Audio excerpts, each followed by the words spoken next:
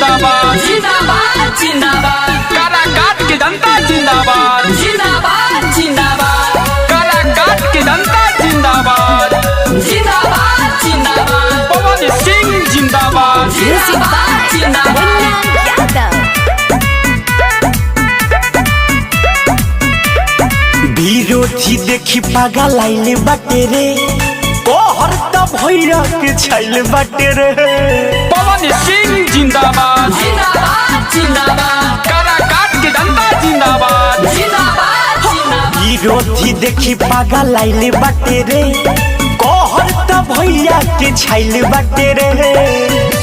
जाती न देखी हा चाचा एकता दिखाइया एकता दिखाइया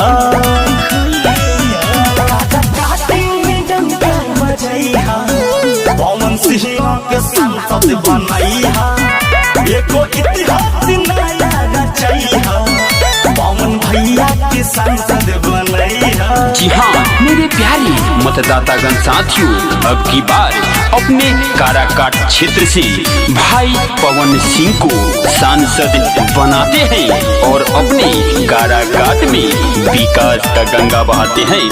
पवन सिंह जिंदाबाद जिंदाबाद जिंदाबाद काराकाट की जनता जिंदाबाद जिंदाबाद जिंदाबाद पूरा तो सपना करे आइले बाहर माई के भोटवा तो महंगा रे सिरावा झुकाई के। पवन सिंह जिंदाबाद जिंदाबाद जिंदाबाद काराकाट की जनता जिंदाबाद जिंदाबाद जिंदाबाद सनी को घमंड नहीं बारे अभिनेता हो मांगे आशीर्वाद राहुल बनी के बेटा हो अभी से देता ढेरों बधाइया हो ढेरों बधाइया काराकाट में डंका बजैहा पावर स्टार के सांसद बनैहा